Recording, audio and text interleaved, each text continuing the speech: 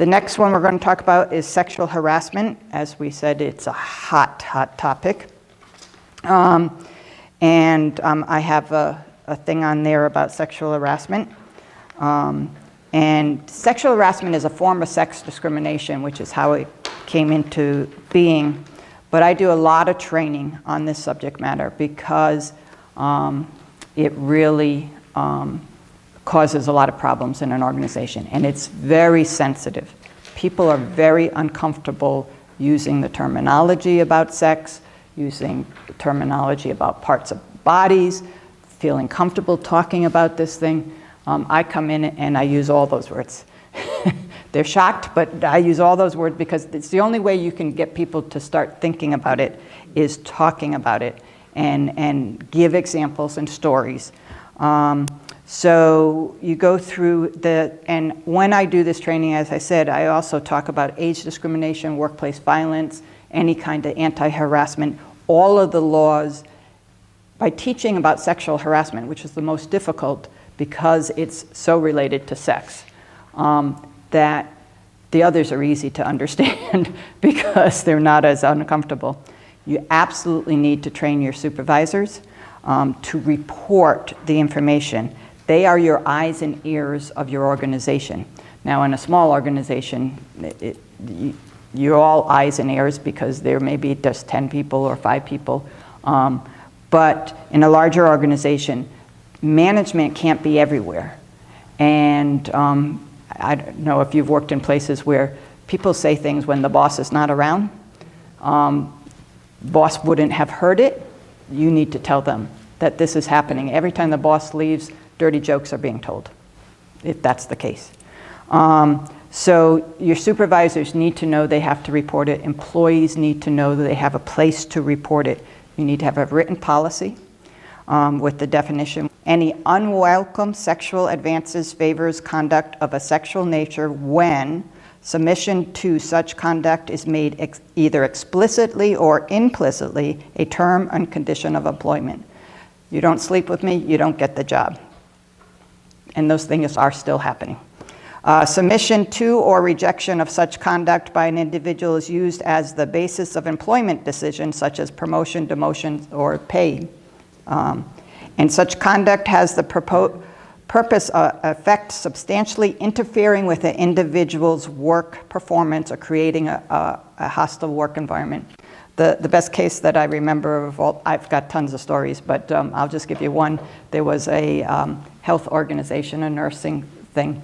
The doctor was touching and fondling all of the nurses. Not this one nurse, but he was fondling all the others. And she was able to claim hostile work environment because it was all around her every day that he was doing this to everybody else. Of course, she didn't want it to happen to her, but how do you work in an environment when those things are happening? So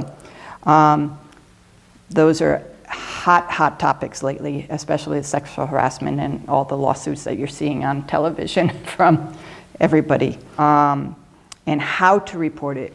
Now, this is really hard for small organizations because you need to have a lot of places to report to.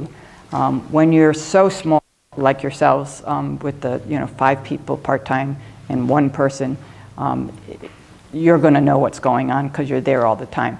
And if an employee is harassing another employee, you want to get rid of them so you don't get sued. So, but in larger organizations, you want employees to know where they can report. It's important for them to have lots of options. The big case, the Meritor savings account case, was that the woman that had to report sexual harassment was the only way she had to report was her supervisor, and he was the one that was harassing her and actually sexually assaulted her in the bathroom, raped her basically.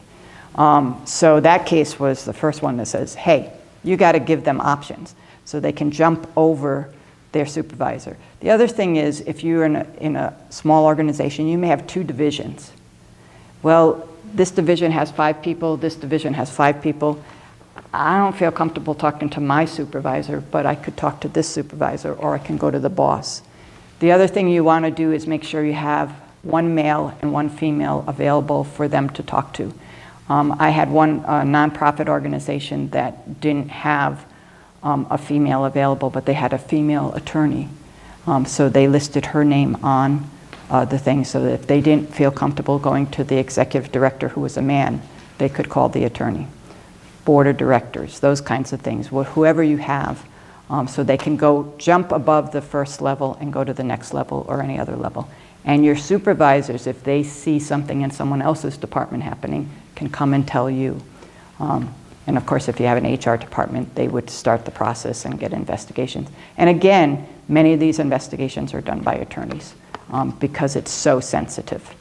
So these lawsuits are incredible. As we talked about, the example I gave you, we're talking $1 million, in many cases, hundreds of thousands of dollars. The morale, the reputation, and no one's doing any work because they're all talking about the case in the office. All of these things cost you money besides the actual fine. The employer is sued, and the employee can be sued if it was sexual assault. And of course, if it was sexual assault, you want to call the police department and let them do that investigation for you. So that's sexual harassment.